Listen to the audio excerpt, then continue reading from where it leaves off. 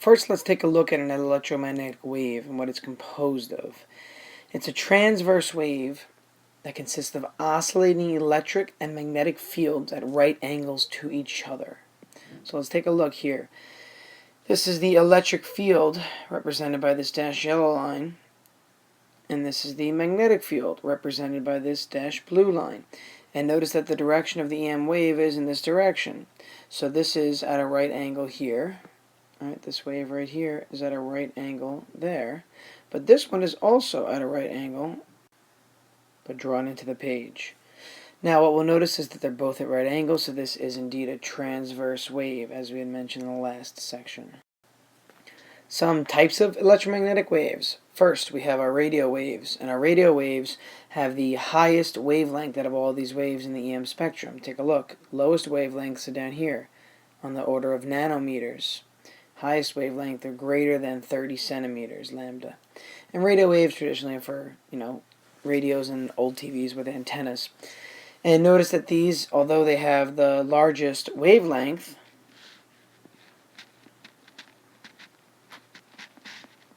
they have the smallest frequency out of all the possible EM waves. We'll see that the gamma rays have the highest frequency here. Next are microwaves, and those range from 30 centimeters up to, or down to rather, 1 millimeter, and their frequency ranges from a small value of 1 times 10 to the 9 to a larger value of 3 times 10 to the 11. And microwaves are traditionally used for like radar, aircrafts, some research for scientific purposes on an atomic level, and then obviously for microwave ovens. Infrared waves, notice infrared waves here. Next, they have a wavelength between 1 millimeter and 700 nanometers. So this is our maximum wavelength. This is the smallest. We're on the scale of nanometers already here. And the frequencies range from 3 times 10 to the 11 to 4 times 10 to the 14 hertz. And IR waves are traditionally used for things like thermal imagery, for infrared cameras, and then also for, physical therapy. The visible spectrum ranges from red all the way to violet. Red being the largest wavelength, violet being the smallest wavelength, but if we look at the frequencies again, they're opposite. Okay, because again, wavelength and frequency are inversely related to one another. The smallest wavelength, smallest frequency here, and then the largest frequency in the end where it's violet. And notice that the visible light spectrum is made up of red, orange, yellow, green, blue, indigo, violet. Roy G. Biv. And what we'll notice is that the red on the far left here, the red has the smallest frequency and the violet has the highest frequency. And that's why these waves that have a smaller frequency even further than red are called infrared, meaning below red for frequency. And above the violet rays that we're seeing on the violet end of the visible spectrum, we have ultraviolet or above violet. And these frequencies are higher than that of the violet spectrum. Now, think of something like a black light. A black light would fall between violet and ultraviolet. Let's take a look. We know what visible light is used for, obviously, okay? Visible light photography, microscopes, astronomy, many other things, obviously. Next, the UV rays, and UV rays have a range of wavelengths, the largest being 400 nanometers, the smallest being 60 nanometers, and then the smallest frequency of 7 times 10 to the 14, largest of 5 times 10 to the 15. Some applications of UV rays are to sterilize medical instruments. So when a doctor works on you or a dentist, the materials or the tools they're using are sterilized, not only clean, but sterilized using UV rays. Also to identify fluorescent minerals, sometimes used for forensic science to detect things like drugs. Okay, UV rays could be used to see if there's any fluorescence given off by a certain drug to indicate what it is, or maybe used for different minerals and rocks in the earth when trying to mine in certain areas. Next are the X-rays, and the X-rays again have a wavelength that's going to be a little smaller than this. Notice our wavelengths, largest was up here, and we're getting smaller as we go down. So that ranges from 60 nanometers at the highest to 10 to the negative 4 nanometers at the smallest. And X-rays are traditionally used for examining bones, teeth, and organs, and then it's also used to treat certain types of cancer. And you'll notice that X-rays go up to a frequency of the 21st, or on the order of 10 to the 21st, and gamma rays start down at 18, so there's a little overlapping in these bands here. The last thing, again, are gamma rays. And most people are familiar with the fact that treatment of types of cancer uses gamma rays. But I find it really interesting to see that it's used for food irradiation, to get radiation out of food, and also to examine thick materials for structural flaws. So think about like a column that's holding up a building.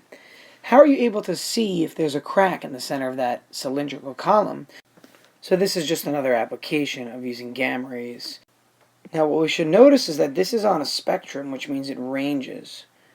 So at the lowest frequency we have our radio waves, then we have our microwaves, and after that we have the infrared waves, then we have the visible light spectrum, then ultraviolet spectrum, then we have the X-ray spectrum, and then we have gamma rays. And these widths are not drawn to scale, and you'll notice that the visible light spectrum is very small in its range, ranging in frequency starting at 4.3 times 10 to the 14, ending at 7.5 times 10 to the 14. So these bands each have different actual widths to them. They're not going to be considered to be equal in distance. Next, the speed of light. The speed of light is a universal constant, and it's the maximum speed at which all energy, matter, and information in the universe can actually travel. And this is the speed at which massless particles, including EM waves, they travel in a vacuum. The fact that this is finite is pretty unbelievable to think about, meaning that nothing can actually surpass the speed of light. Now, some quick facts for you. It would only take something traveling at the speed of light approximately 0.013 seconds to get across the U.S. So we're talking about 100th of a second to get across the U.S., which makes sense because if you think about how to instant message and chat and video message with people across the world, well, electromagnetic waves that carry those signals travel at such a high speed that it only takes this much time to get across the U.S. Okay, so imagine now you're in the U.S. and you send it up to a satellite, and the satellite brings it back down somewhere in like China or another country. Well, it has to travel this distance and this distance, so maybe it's a little further. So maybe it takes like, 0.05 seconds, triple that time or triple that value across the U.S. because maybe this distance traveled is 3 times as far now using a satellite as a router. Another fun fact, it only takes about 8 minutes for light to travel from the sun all the way to the earth. From the sun all the way to the earth. And if we think about it, that means that the light that we're seeing from the sun is actually 8 minutes old.